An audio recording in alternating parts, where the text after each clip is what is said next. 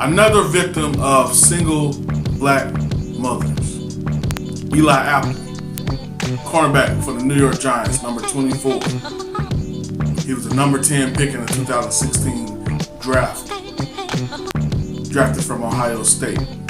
He's a good young player with a whole lot of potential. But he has a dynamic behind him that has killed his 2017 NFL season and potentially can kill his career. Let's check out the story. Alright guys, so I found a credible article on NewJersey.com that puts this whole Eli Apple situation in a nutshell. As you can see, it says family strife at the root of Giants cornerback Eli Apple's tumultuous season. And here's a picture of the family. From the far right, you see Eli Apple. This is a picture taken in June of 2016.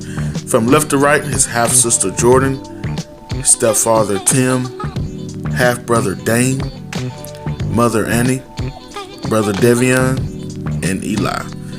So guys, this story is so crazy, and I can't wait to share it with you guys. And the author or the writer, Dan Duggan, did an amazing job. So let's get into it. And I'm just going to read it here, guys, and provide my commentary along the way. It says the 10th pick in the 2016 draft was benched for 4 weeks for reasons that remain murky. And all the while, teammates have been whispering about his immaturity, wondering if Apple's reputation soon will put him on the street.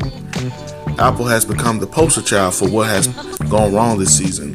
The link between the head coach and the general manager who were fired. A disgruntled player who was one of the first to publicly complain about Ben McAdoo, who eventually lost his locker room, and an underperforming first-round pick who highlighted Jerry Reese's draft failures. So how did Apple get to this point? After starting 11 games at cornerback for a playoff team as a rookie, several people close to the situation told New Jersey Advanced Media that strife in Apple's family, particularly in Apple falling out with his stepfather Tim Apple, has led to the Voorhees native going off track. And this is a quote. One of the biggest reasons Eli is declining so much this year as opposed to last year is Tim's absence. Apple's half-brother Dane Blackson told New Jersey Advanced Media, I know everyone always talks about the fame and all the attention and how all of that can go to your head. But you have to imagine that from middle school to the NFL, Tim was there. Tim made this whole thing happen. Tim didn't miss a game. Whenever Eli looked for that support, that was always there. Now this year, whenever he goes to look for that support, it's not real, it's not genuine. Guys, think about what this is his brother Dane talking, his half-brother Dane is talking. We're going to get into why I keep mentioning half-brother and stepsister and all this stuff. We're going to get into the family dynamic. But look at what he just said. He said one of the biggest reasons Eli declined is so much is because, as opposed to last year, because of Tim's absence. Tim is Eli's stepfather. And like I said, we're going to get into the family dynamic here in a second. But the fact that his brother is strictly saying the reason Eli is not playing well this year is because the absence of his stepfather. And he mentions all the times that he was there for him, watching every game. Keep that in mind. Let's keep going. The title of this section is I Miss My Son. Eli is Annie Apple's third son and the second child from an abusive relationship that she detailed in SI.com's column last fall. Think about that, guys. Eli is Annie Apple's third son and second from an abusive relationship. Third son. So that indicates she has 3 sons, but 2 from an abusive relationship. So that means that first son is another man's.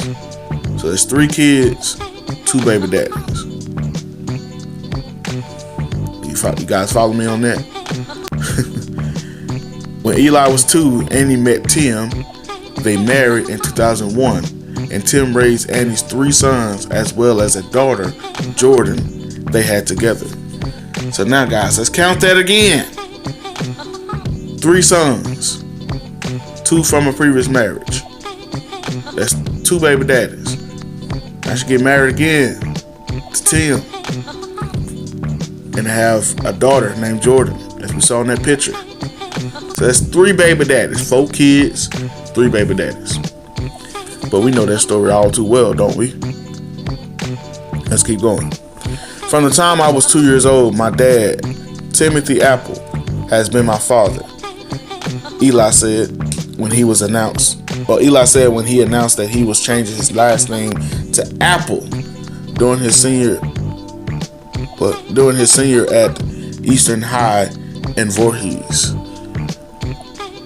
He's nurtured, he's provided and protected our family.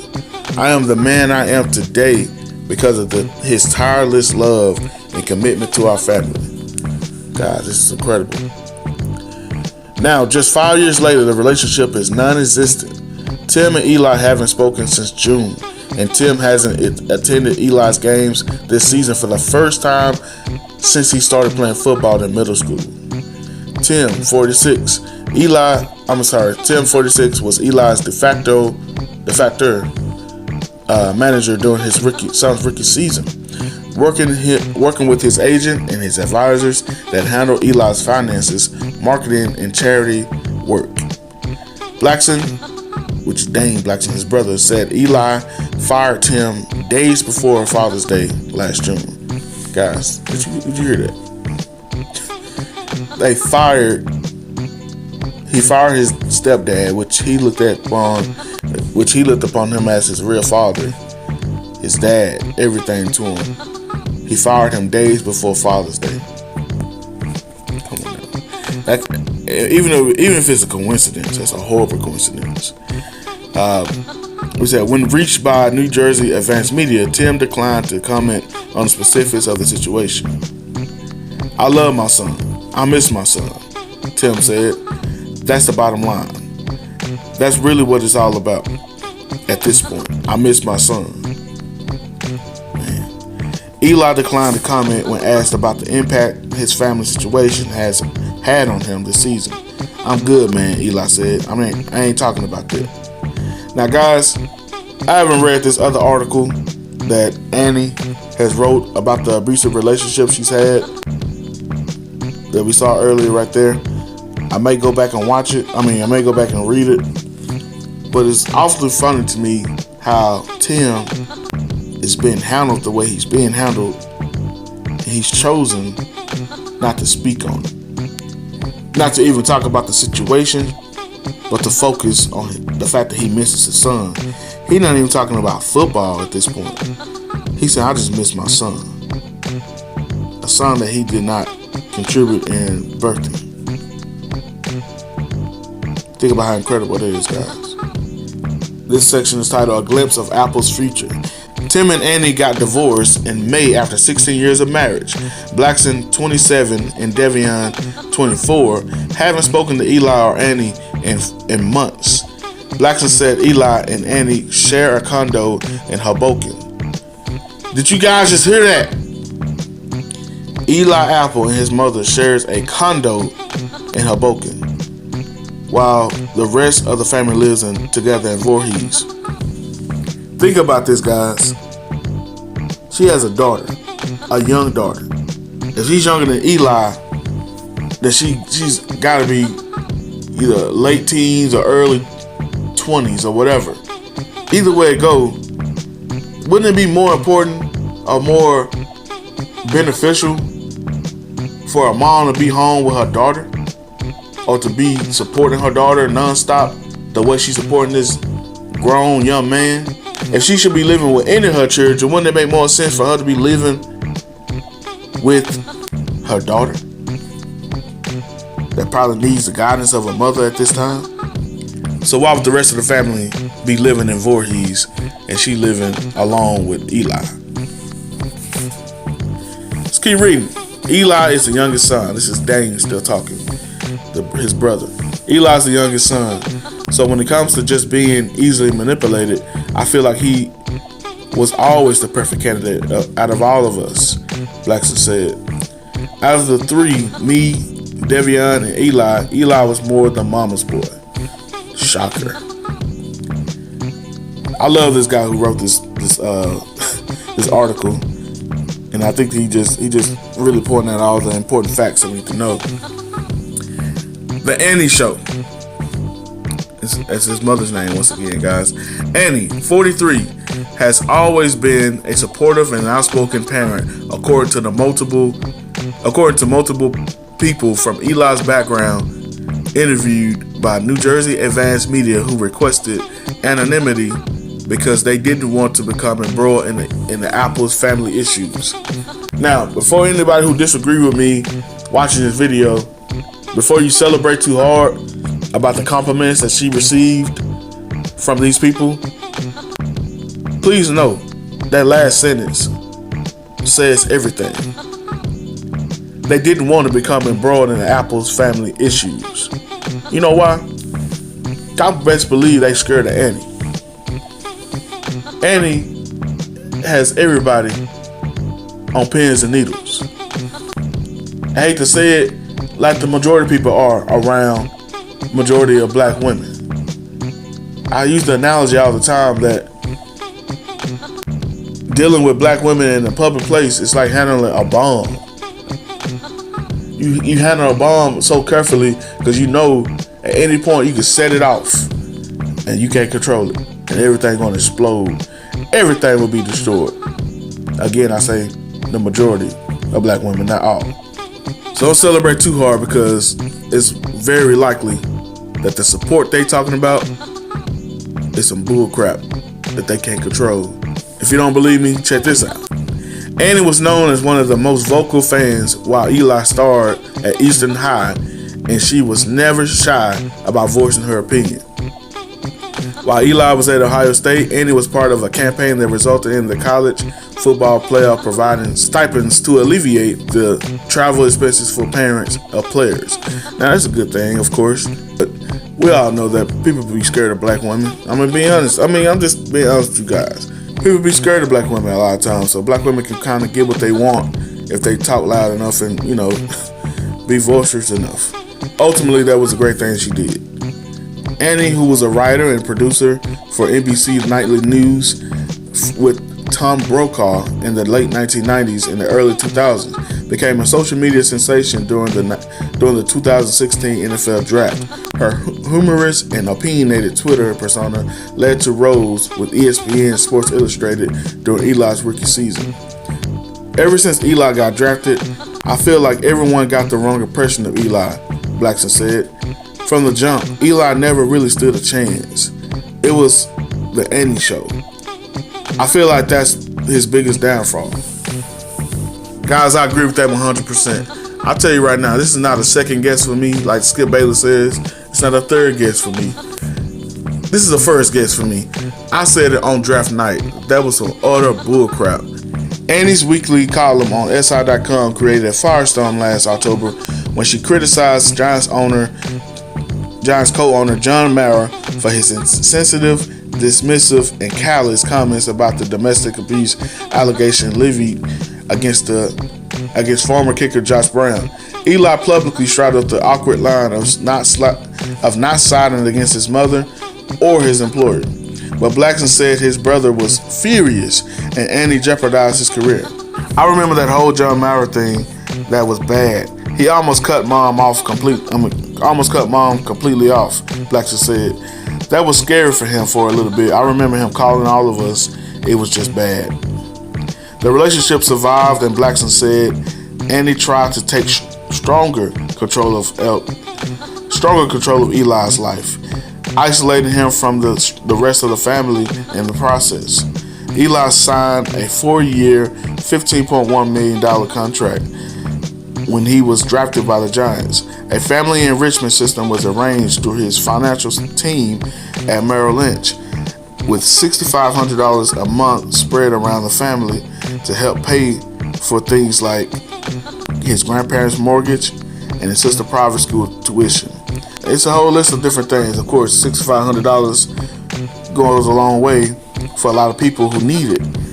But nothing about that sounded like that Tim was benefiting from it. I mean, maybe Tim's parents or his mom's parents, but nothing about that says that Tim directly benefits from that, other than not having to pay his daughter's private school, of course. But you see concretely that these are things that were legitimate things that I believe any millionaire should kind of help their family with, especially a family that has been there for you. But take a look at this. That system has been scrapped.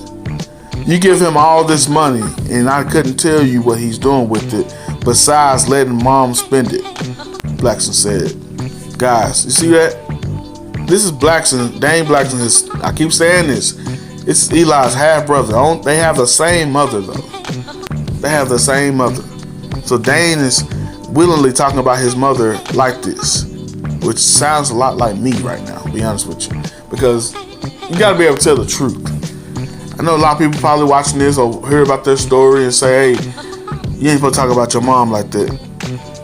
Every other race and culture tells the truth about their mother. For some reason, the black mom is super protected.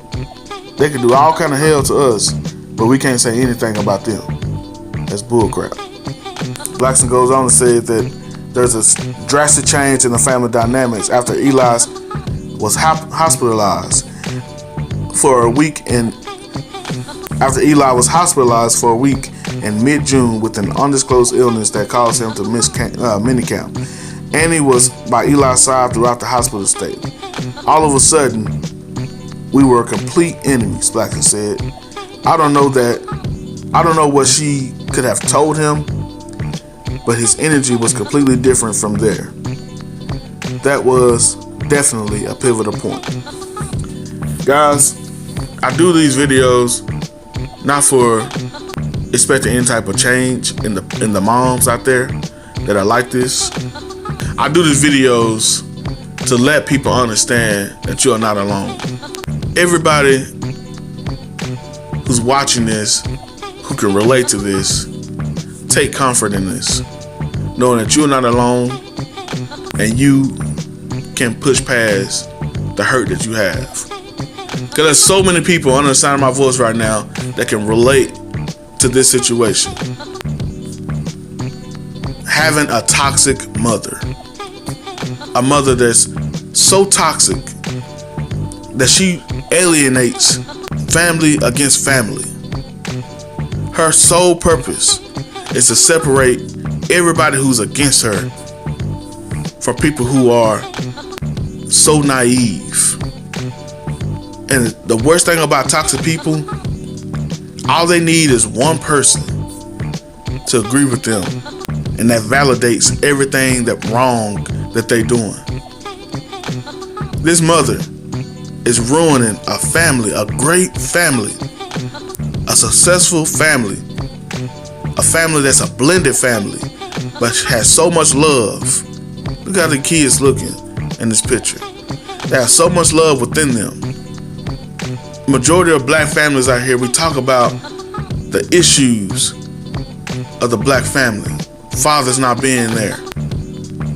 Fathers not supporting their kids. We talk about all these issues, but not realizing that the root issue is Annie's. The root issues is these black moms. Not all black moms, but there's so many toxic black moms out there. They're ruining people's lives. This young man, Eli, is just nose wide open. His whole life has just been football. But she had nothing to do with contributing to the success he is right now. The most she's ever done is complaining on the sidelines to referees, calling coaches out, going to the NFL, calling ownership out. That's her only contribution. But the person who has been there every step of the freaking way, She's alienated this boy from that person. You mean tell me this person deserves honor beyond what the Bible says? You honor your parents. Don't mean you gotta honor everything that they do. That's some bull crap. And y'all know it. But I ain't worried about the people who don't agree with me right now. I'm doing this video, and the more videos I do, every video I do talking about this type of subject is for people who have suffered, just like I have, from having a toxic mother that does everything for their favor, does everything to gain for themselves.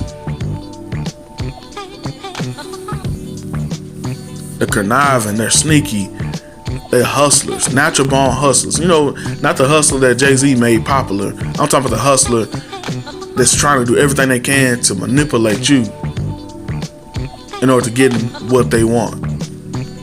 That's the hustler I'm talking about. And so many people are just like Eli, nose still wide open, naive to the fact that the person who birthed you doesn't want anything out of you but to use you.